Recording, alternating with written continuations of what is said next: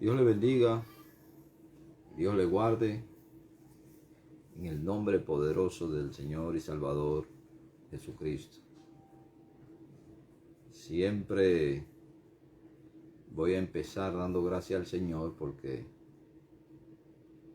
sin Él nada de lo que somos podemos ser, y nada de lo que queremos hacer podemos hacerlo, porque a Él se debe toda la gloria y toda la honra por los siglos de los siglos.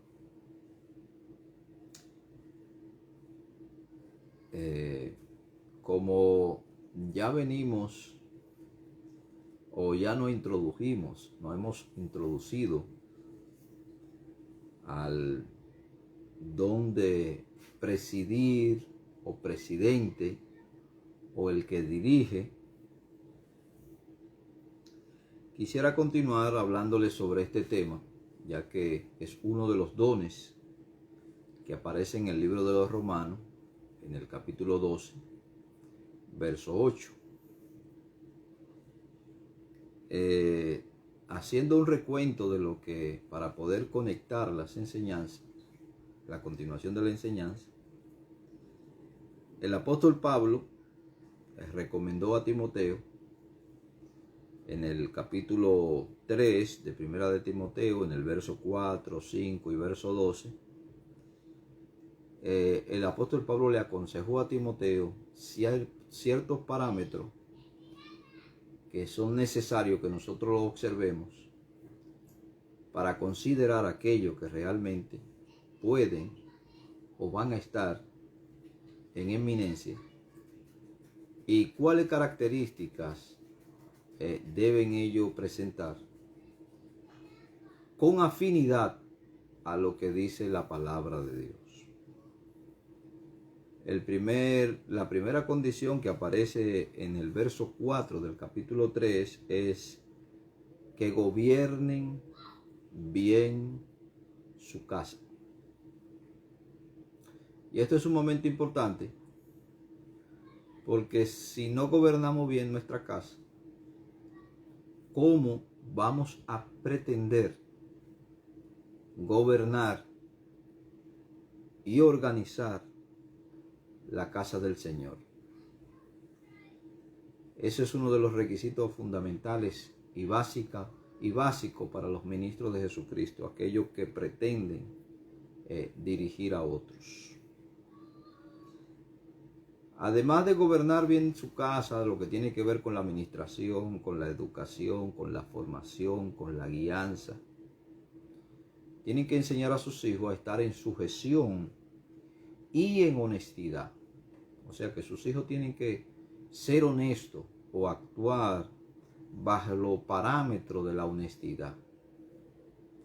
Y tales personas que entran en esa dinámica y que cumplen así estos requisitos, obtienen un grado honroso para sí, donde el apóstol le dice que deben darle doble honra a quienes ejercen esta posición de dirigir primeramente su casa y luego gobernar la iglesia de Cristo o dirigir la iglesia de Cristo. Aquí la palabra gobernar, hermano, que presenta aquí no es un gobierno dictatorial, no es un gobierno represorio, no es un gobierno que está en contra de todo el mundo o todo el mundo está en contra de él. Es un gobierno que dirige, y dirigir en el contexto bíblico, dirigir es educar, sustentar, guiar, cuidar, velar, prever. Eso es lo que significa aquí gobierno. No significa, hermano, gobierno el que nosotros vayamos e impongamos nuestra opinión o nuestra posición a la iglesia. Si hay una opinión que nosotros como ministros debemos tratar, hermano, de que la iglesia se sujete a ella, es la opinión concerniente a la doctrina de nuestro Señor y Salvador Jesucristo. No es nuestra opinión, sino la doctrina del Señor y Salvador Jesucristo. En el verso 5, el apóstol Pablo le dice a Timoteo, pues el que sabe gobernar su propia casa, pues el que no sabe gobernar su propia casa, ¿cómo? Y aparece aquí este término, cuidará la iglesia de Dios. Y esto es cierto, hermano. Si usted no sabe gobernar a su casa, ¿cómo usted va a cuidar de la iglesia de Jesucristo? Si su casa es un desorden, si en su casa es una falta de respeto y de autoridad, ¿cómo usted puede pretender cuidar de la iglesia del Señor? El verso 12 del capítulo 3 de Primera de Timoteo dice, y los diáconos, aquí hay un paralelismo entre las exigencias que se le hace al ministro, al que preside, al que está en eminencia, al que gobierna, entendiendo el término gobernar como yo lo definí, al que gobierna, se sitúan en el mismo lugar los requisitos para el diácono. Los diáconos que sean maridos de una sola mujer y que gobiernen bien sus hijos y sus casas. Se presentan en el verso 4, hermano, habla de gobernar su casa, y de tener sus hijos en sujeción. Y en el verso 12 del mismo capítulo habla de gobernar bien sus hijos y gobernar bien su casa. O sea, los términos se invierten. Pero aquí el orden de los factores no altera el producto. Sigue siendo la misma exigencia para ambos, para el diácono y también para el ministro de Jesucristo. En el capítulo 5 de Primera de Timoteo, en el verso 17, el apóstol Pablo también hablándole a Timoteo dice, y los ancianos que gobiernen. Fíjense que en todos estos versos que yo lo he leído, tanto en el verso 4, verso 5, verso 12, en el capítulo 5, verso 17, aparece la misma expresión gobernar, que tiene que ver con educar, sustentar, guiar, cuidar, velar y proveer. A eso que se refiere aquí el gobierno. No es un gobierno impositorio de que yo soy el jefe, de que yo soy el mandamás. Eso no es lo que la Biblia enseña. Aquí dice en el verso 2, los ancianos, que es un nombre que se le da también, hermano, al pastor, al presbítero, se le da al obispo, anciano, aunque el término anciano es un poco más abundante en cuanto a explicación se refiere, que eso lo vamos a explicar más luego. Se emplean los mismos términos. Estos términos también tienen que ver con el que preside, el que dirige. Los ancianos que gobiernen bien. Pero ¿qué es lo que van a gobernar bien? Van a gobernar bien su casa y sus hijos. Pero también van a gobernar bien la iglesia, en tal caso de que esté enfrente, presidiendo la dirección de la iglesia. Que gobiernen bien, sean tenidos por digno de doble honor. Mayormente a los que trabajan en predicar y enseñar. Aquí el apóstol Pablo define, hermano, estas dos características del anciano, del que preside, como un trabajo. Porque realmente esto es un trabajo, hermano. El enseñar, el predicar es un trabajo. Mírelo usted por donde lo mire. Es un compromiso, es una responsabilidad. Y quienes deben ejercer este compromiso tienen la obligación, no el deber, hermano, sino la obligación de tenerse que documentar, de tenerse que orientar, de tenerse que familiarizar con todo el contexto de lo que la palabra de Dios enseña. y debe aprender a delinear correctamente la palabra de Dios para no desviar aquello que pueden estarte escuchando o que pueden estarte viendo. Porque si bien es cierto, hermanos, los ministros están bajo el escrutinio, bajo la lupa de todos los feligreses de la iglesia, ya sean parte del cuerpo de Cristo, de la iglesia a la que tú estás dirigiendo o estás presidiendo, o sea parte del cuerpo de Cristo de otra congregación, siempre los ministros van a estar bajo el escrutinio, hermano, bajo la lupa de los miembros del cuerpo de Cristo. Entonces, Pablo dice que lo tengan en doble honor.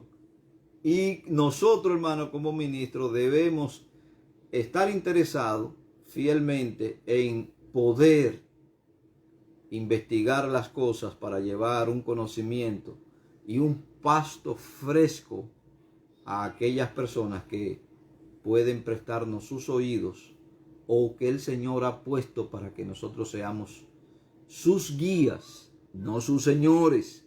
El Señor no ha puesto a pastores como señores de la grey, lo ha puesto como guía, lo ha puesto como servidores, lo ha puesto, hermano, como mayordomos de ellos, no como dueño. Aquí hay un solo dueño y ese dueño es Jesucristo, quien nos ha dotado del don de poder presidir, de poder dirigir, de poder pararnos enfrente, de poder pararnos delante de otros o de todos para poder enseñar la palabra de Dios.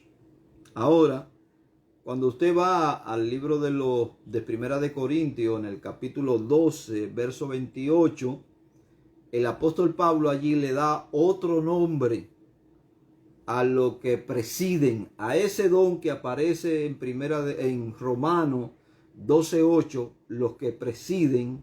El apóstol Pablo en Primera de Corintios 12:28 lo llama de otra forma, que son los que ministran.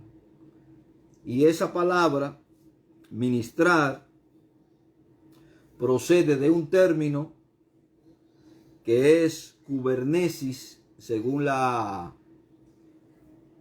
concordancia Strong, define ese término, kubernesis, de ese verbo griego que significa dirigir, significa pilotaje o piloto y significa guiar.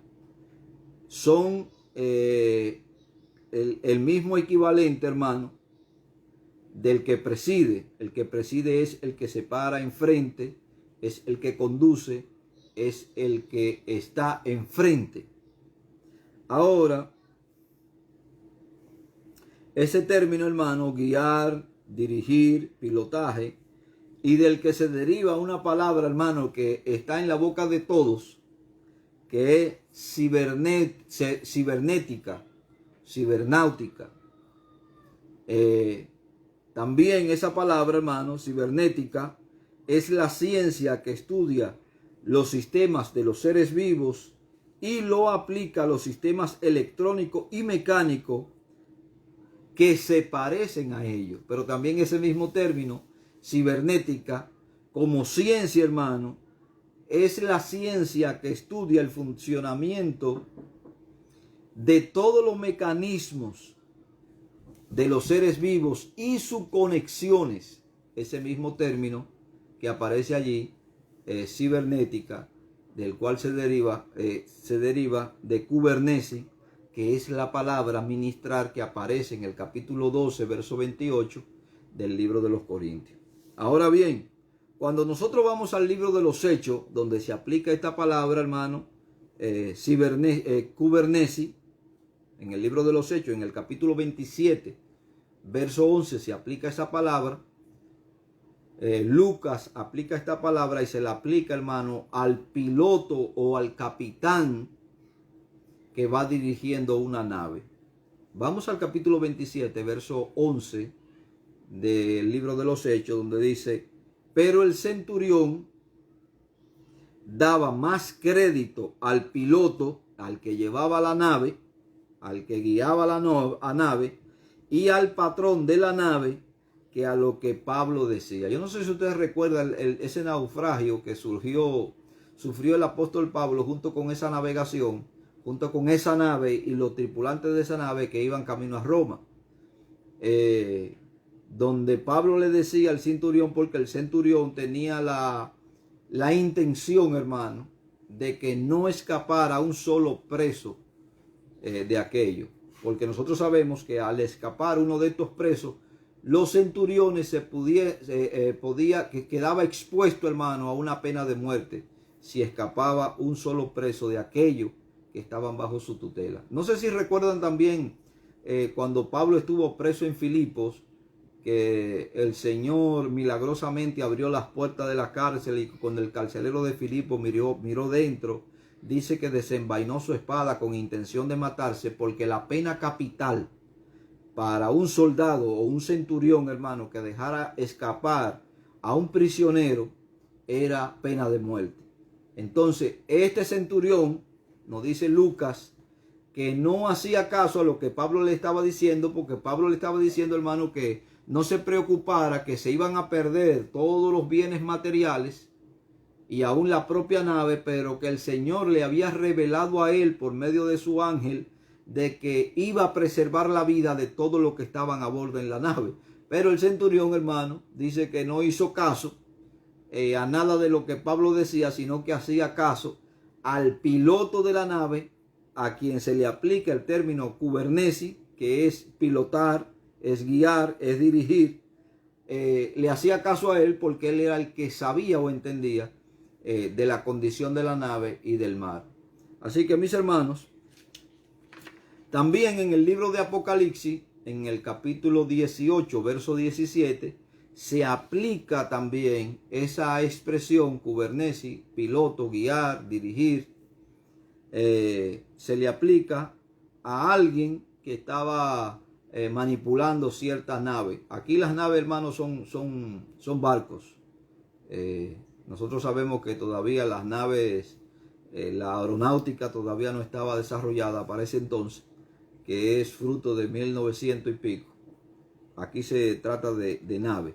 Dice el libro de Apocalipsis en el capítulo 18, verso 17, dice: porque en una hora han sido consumadas tantas riquezas, y todo piloto y todos los que viajaban en naves y marineros y todos los que viajaban en el mar se pararon lejos. Aquí está hablando de todo piloto, los que navegaban en el mar y los marineros se pararon lejos. De tal forma que se le aplica el mismo término kubernesi, administración, el que ministra la nave, el que dirige la nave, el que guía la nave.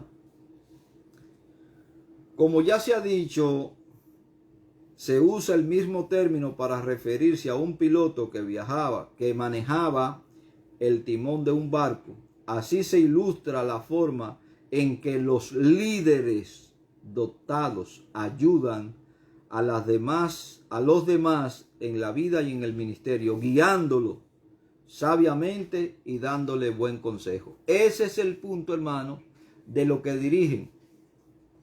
Esa es la capacidad que el Señor nos ha dado para aquellos que dirigen. Y no me estoy circunscribiendo exclusivamente, hermano, a los pastores, porque nosotros también tenemos dentro de muchas congregaciones, hay que la iglesia está dividida por grupos, por así decirlo, por edades. Está el que dirige la sociedad de damas, la sociedad de caballeros, está el que dirige la sociedad de jóvenes, el que dirige la sociedad de niños, los que dirigen, hermano, el departamento de escuela dominical, los que dirigen los institutos de muchas iglesias, hermano. Estos también están en eminencia porque son personas que dirigen, aunque temporalmente ellos se enfrentan a la dirección y son los que se paran delante de el auditorio de la congregación para darle explicación y explicarle, hermano, los proyectos que ellos han desarrollado y para que la iglesia lo implemente. Ahí me estoy refiriendo, hermano, a todo el que tiene un liderazgo dentro de la iglesia, que es capaz y ha sido dotado con este don de poder dirigir, y los que no han sido dotados con el don de poder dirigir, han podido alcanzar, hermano, una madurez en cuanto a la comprensión y a la administración como para dirigir y desarrollar proyectos para la iglesia. Siempre será más efectivo el que tiene el don, hermano, porque el que tiene el don, primero va a ir un poco más allá en cuanto a voluntad, en cuanto a deseo, en cuanto a determinación, en cuanto a visión.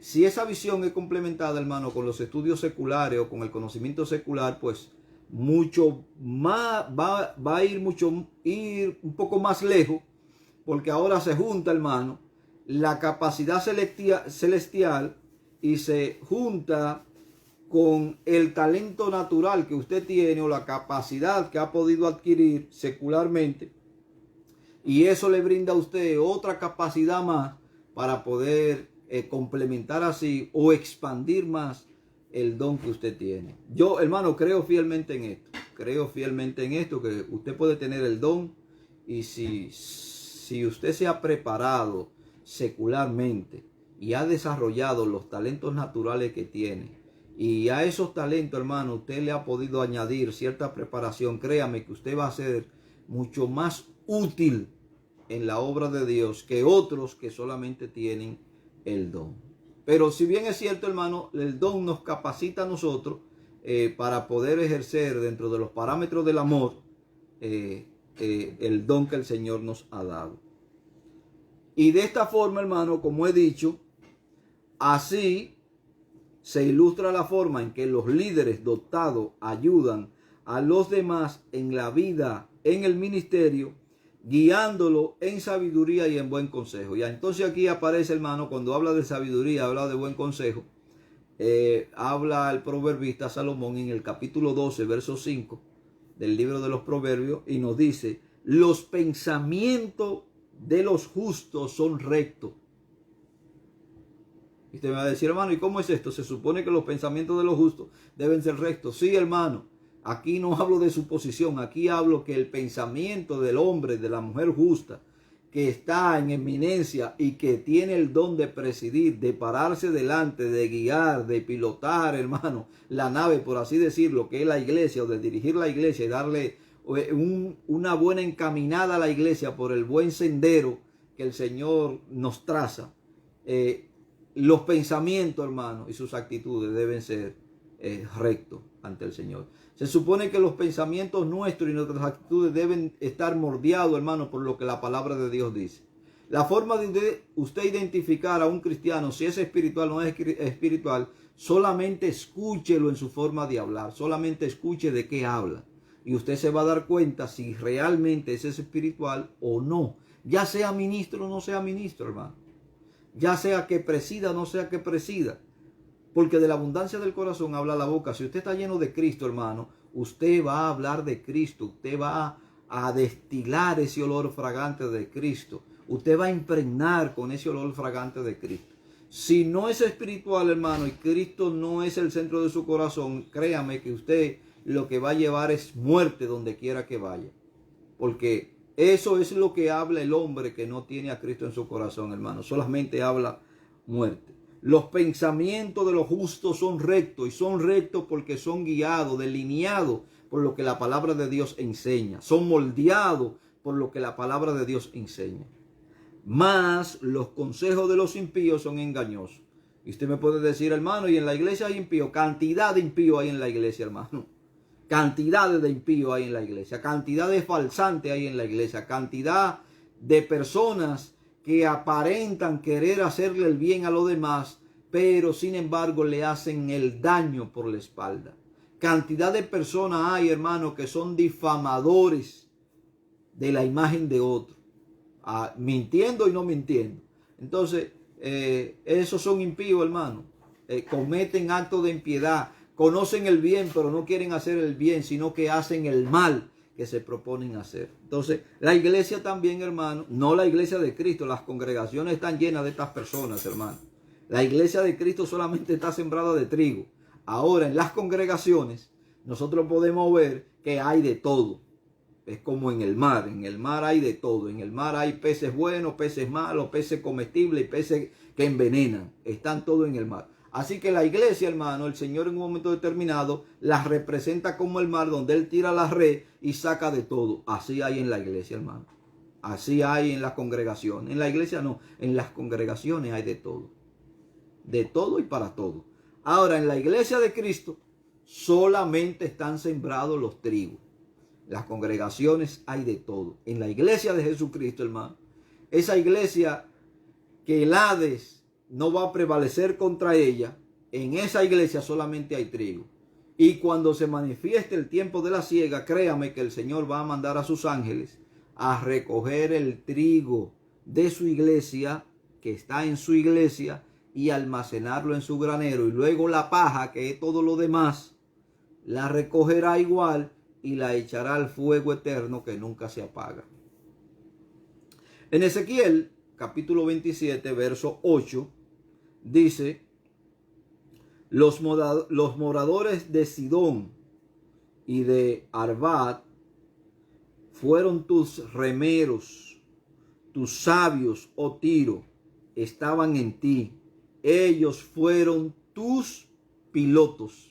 Y aquí se emplea, hermano, el mismo término, kubernesi, para designar a un piloto de un barco. Yo no sé si ustedes se acuerdan, hermano, que este hombre, Salomón, en su tiempo, contrató la madera, el cedro, hermano, que viniera de Tiro y de Sidón, y se lo trajeron en barco desde allí.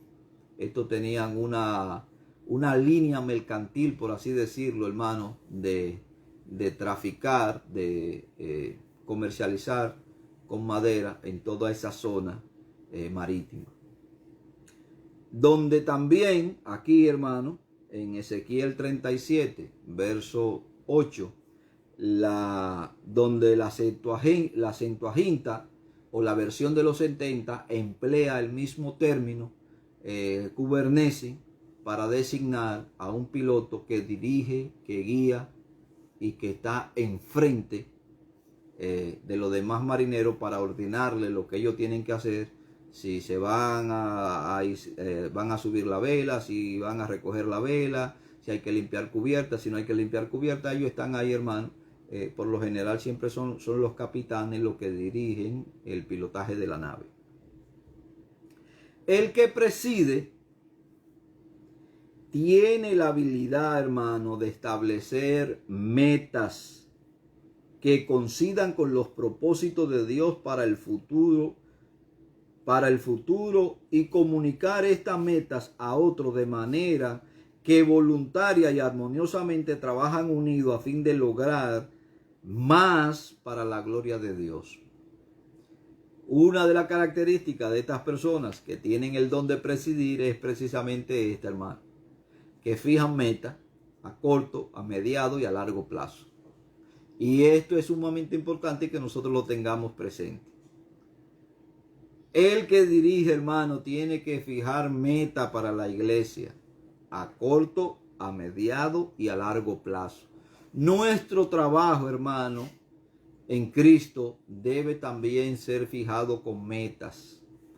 Hay personas, por ejemplo, que lo ponen al frente de los pro templos, porque hay que construir el templo, y esas personas se encargan, hermano, de orar, de ayunar, de convocar al pueblo, de hacer actividades pro templo para así construir la iglesia. Y así sucesivamente hay cantidad de personas, hermano, que se ponen enfrente de los demás con la intención de servir al pueblo y lograr una mejor meta. En el concepto espiritual, que no es espiritual, hermano, trabajar el pro templo, es espiritual porque es parte, hermano, de construir una casa para nosotros poder adorar con mayor libertad. No es lo mismo estar debajo de un árbol, hermano, que estar debajo de un techo. No es lo mismo estar rentado que tener su propio local. ¿Entiende? Y Dios es el Dios del cielo y Dios es el Dios de la tierra. Y Dios tiene su método para que cada uno de los ministros de lo que presidan, hermano, puedan lograr sus objetivos. Creo, hermano, que una de las metas de las iglesias puede ser, o de los ministros, hermano, que están enfrente, o de lo que presiden es tener su propio local y poderse quitar con el tiempo la renta de encima. Ya que, como dijo alguien por ahí, yo no quiero estarle pagando al diablo, pero no se trata de eso, hermano, ya que lastimosamente muchas veces la iglesia no posee los recursos necesarios como para comprarse un local o comprarse un terreno y poder edificar. Pero entonces tenemos personas dentro de la iglesia que están dotados con estos dones, hermano, de poder dirigir. Y creo que es justo el que nosotros le usemos a ellos para esto, para trabajar por la obra del Señor. Y no es que no sea una obra espiritual, hermano, porque fíjese si fue tan espiritual la obra de Salomón, que aunque Dios dijo que no habitaba en templo hecho de mano de hombre, pero allí se manifestó la gloria de Jehová. Y creo que, hermano, es de harto honor y regocijo para la iglesia de Jesucristo tener, hermano, su propio local. En el terreno ya de la formación y de la capacidad que le podamos brindar a nuestros miembros, ya sea dentro del área del discipulado, dentro del área de la preparación para la predicación o para la enseñanza. Eso es otra cosa, hermano, que también deben planificarse dentro de la iglesia, porque la iglesia debe tener programa educativo. Si hay algo, hermano, de que la iglesia tiene que echar mano, es precisamente de los programas educativos para poder formar mejores ministros que lo que nosotros hemos podido ser. Porque donde no hemos llegado nosotros, créame que lo que usted le da la formación, ellos van a llegar hasta donde usted no ha llegado. Y nosotros solemos decir muchas veces que la juventud es el reemplazo o son los relevos que nos van a reemplazar a nosotros. Sin embargo, nos estamos descuidando con ellos, con la juventud y con la niñez, adolescencia y juventud, nos estamos descuidando con ellos, hermano, y no le estamos dando una formación adecuada. Y muchas veces no solamente la formación, sino que no le estamos dando el ejemplo adecuado para que ellos puedan crecer con dirección, hermano, al Señor, y crecer en todo lo que tiene que ver con el Señor. Ahora, el que preside, vuelvo y digo, el que preside tiene la habilidad de establecer metas que coincidan con los propósitos de Dios para el futuro y comunicar estas metas a otros de manera que voluntaria y armoniosamente trabajen unidos a fin de lograrla para la gloria del Señor. Yo creo que la iglesia, hermano, el ministro, el que preside, tiene que lograr una coalición, por así decirlo, hermano. Tiene que lograr la unidad de que el cuerpo trabaje todo por un mismo objetivo, por una misma meta. Hay quienes dicen que la iglesia debería ser una democracia. Y yo, hermano, yo no discrepo un poco mucho de esto, hermano, por lo que le voy a decir ahora. Hay quienes dicen que la iglesia debería ser una democracia en la que todos sean libres de hacer lo que quieran, y esto se convierte muchas veces en una anarquía, y como resultado hay un resultado, hermano, desastroso en cualquier sociedad, incluyendo la misma iglesia. Yo no creo que la iglesia, hermano, no creo que tampoco la iglesia sea una dictadura donde el pastor sea el soberano que mande, que ordene y que diga y que solamente por su voz. No, hermano. Aquí los pastores no deben ser ni dictadores, hermano, ni dictadores, ni personas irresponsables que deje que todo el mundo haga lo que él quiera. Así no funcionan las cosas. Yo creo que, hermano, una sociedad donde no haya normas, donde no hayan reglas que cumplir, es una sociedad que se dirige a la anarquía. Y una sociedad, hermano, cuando cae la anarquía, que todo el mundo hace lo que quiere, pues, hermano, se toma la justicia por su mano y su parecer, que es, hermano, lo que está pasando actualmente en el mundo, donde está imperando el pensamiento de que todo es relativo y lo que a ti te parece mal, para mí es bien, y lo que como yo me siento, eso yo soy. ¿Entiendes? Entonces, toda sociedad en la que no hay reglas que obedecer o donde se violentan las reglas que están establecidas, esas reglas morales, esa sociedad, hermano, terminan en anarquía y terminan en un desastre total. Moralmente, económicamente, espiritualmente, socialmente, como quiera que usted lo vea. La sociedad, hermano, o la iglesia y la familia va totalmente en declive. Ahora, la ausencia de líderes trae como resultado que todos hacen lo que bien les parezca en sus propios ojos, como sucedió a los israelitas en el tiempo de los jueces. Vamos por un momento al tiempo de los jueces. A mí me gusta esto, hermano, porque Salomón dice que la vida del hombre es un ciclo que se repite constantemente y que no hay nada nuevo debajo del cielo, que lo que se repitió en el pasado se vuelve a repetir en el presente, hermano, porque esa es la vida del hombre. Nosotros heredamos los errores y heredamos, hermano, esa continuidad al mal que nos caracteriza a los seres humanos, hermano. Nos caracteriza al hombre pecador. Y Salomón dice claramente que no hay nada nuevo debajo del cielo y que todo es un ciclo repetitivo, por así decirlo.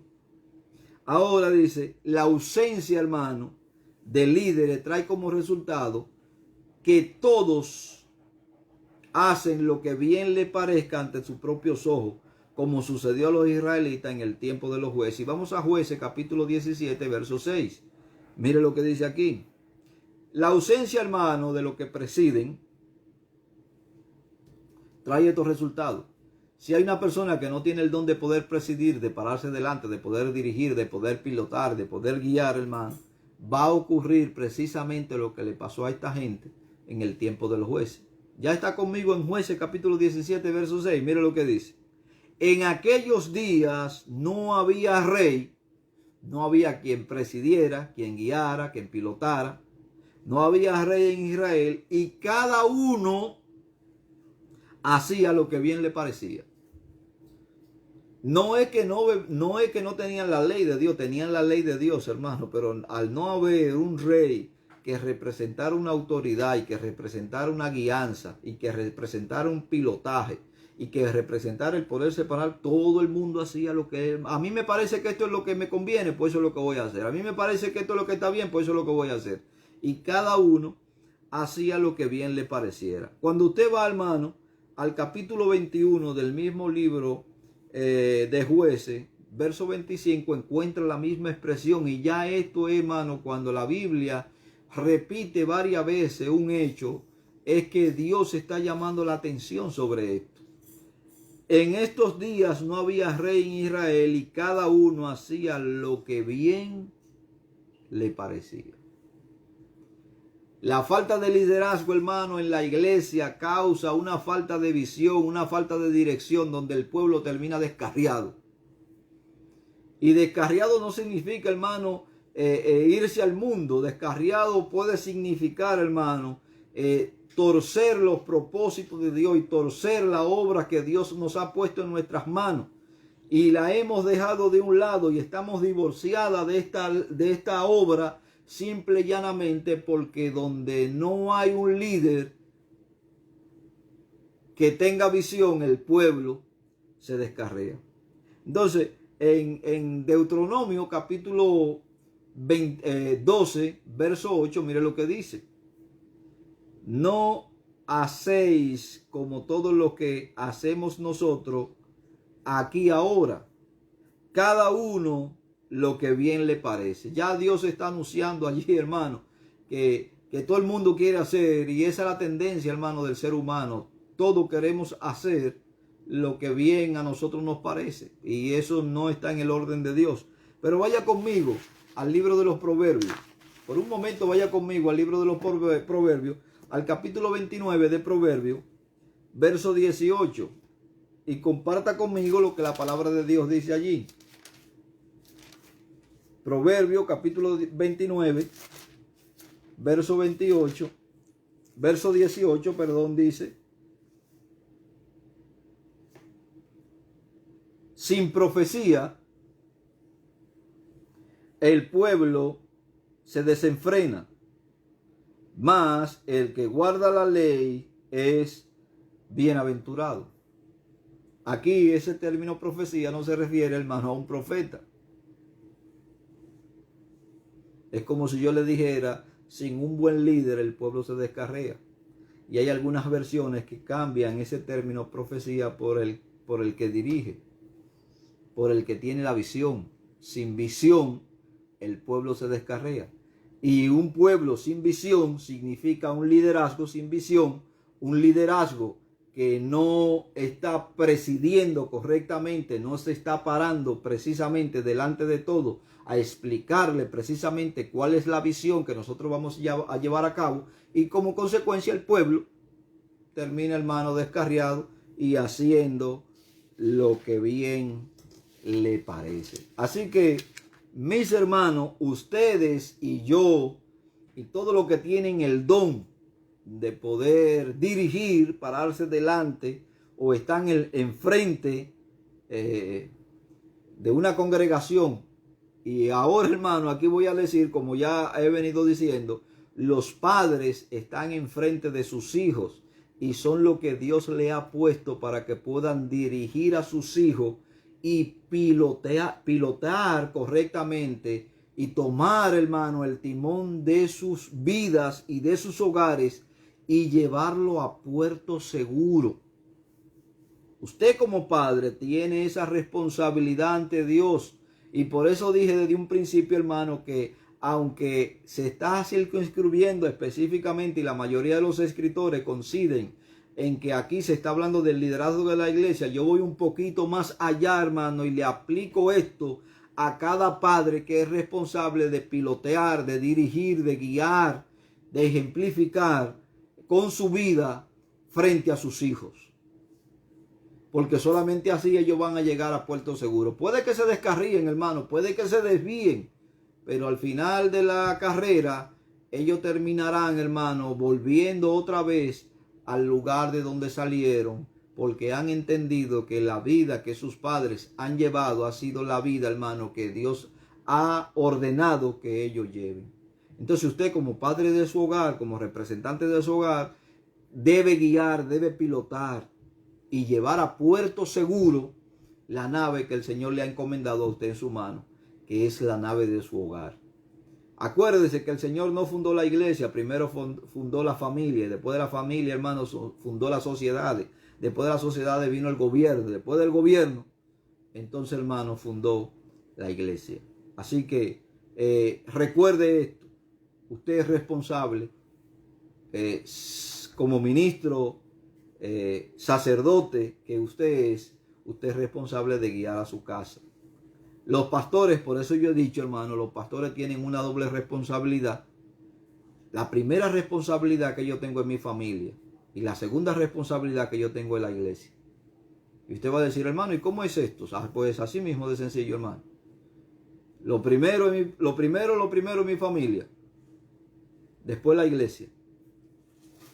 Dios me va a pedir cuenta a mí primero como padre, hermano, y después me va a pedir cuenta como pastor. Quiere decir que yo tengo que intentar y procurar llevar a mi familia a buen puerto seguro y luego a la iglesia. Y eso es lo que yo he venido hablando, hermano, de lo que presiden. Acuérdese que leímos Primera de Timoteo, capítulo 3, verso 4, 5, 12, y Primera de Timoteo, capítulo 5, verso 17, donde habla del que los que gobiernan bien su casa. Primero mi casa y después la iglesia de Jesucristo. Hay algunos ministros, hermano, que no concuerdan conmigo en esto, porque ellos piensan que yo estoy blasfemando al Señor cuando yo digo que primero es mi casa. No lo estoy diciendo yo, hermano, lo está diciendo el Señor, porque si yo no gobierno bien mi casa, ¿cómo puedo gobernar la casa del Señor? ¿Cómo puedo guiar a la iglesia del Señor? Si yo no gobierno bien mi casa, y en este caso puedo estar enseñando, puedo estar predicando, desde luego no voy a ser un obrero de doble honra, como dice la palabra de Dios. Entonces el énfasis aquí, hermano, es gobernar bien tu casa y luego gobernar, dirigir, guiar, pilotear, presidir la iglesia de Jesucristo. No es un orden, tú no puedes invertir el orden, porque si pone prioritariamente la iglesia, créeme que va a terminar perdiendo la familia. Y ya yo soy testigo, hermano, de muchos pastores que se han dedicado 24/7 a la iglesia y han terminado perdiendo su familia. Y hay quienes han terminado, hermano, hasta en divorcio. Y el Señor desde luego no quiere eso. Por eso, hermano, aunque descarriado estaba Salomón cuando escribió esto, Salomón dice que todo tiene su tiempo. Léalo en Proverbios capítulo, en Eclesiastés capítulo 3. Todo tiene su tiempo debajo del cielo. Hay tiempo para edificar, tiempo para destruir, tiempo para nacer, tiempo para morir. Hermano, hay tiempo para todo. Y Dios lo ha establecido así. Fíjese que Salomón cuando escribió eso estaba descarriado y Salomón vino a reconciliarse con Dios en el capítulo 12 del libro de Tesalonicenses, de Eclesiastés, perdón. Oye, ya metí a Salomón aquí con la escritura de Pablo en Tesalonicenses. En Eclesiastés capítulo 12, Salomón, hermano, se reconcilia con el Señor y dice, oh, acuérdate, joven, en los días de tu juventud, antes que lleguen los días malos, en los cuales nos diga, no tengan ellos contentamiento, porque llega el momento, hermano, cuando usted llega a la vejez, que hasta una libra de pescado le pesa llevarlo. Entonces Salomón, hermano, ahí tiene un encuentro nuevamente con el Señor. Pero Salomón dice que todo tiene su tiempo. Yo creo, hermano, que usted como ministro de Jesucristo, usted debe sacar el tiempo para su familia. Dios no lo va a condenar a usted por eso, es todo lo contrario. Usted puede entrar usted en condenación cuando usted le dedique absolutamente todo. Ahora, si usted está soltero, dedíquese 24/7, hermano, a la iglesia del Señor. Pero si usted está casado, tiene que compartir su tiempo entre la iglesia y su hogar. Hay iglesias, hermano, fíjese, hay iglesias que no quieren que sus ministros tomen vacaciones. Oiga, hay iglesias que no quieren que los ministros tomen vacaciones. Y hay pastores que por miedo a que la congregación se descarríe, como que la congregación es de ellos, como que ellos son los que sustentan la congregación, no toman vacaciones por miedo a que la iglesia se le vuelva un desorden. Y entonces, ¿qué clase de ministro es usted?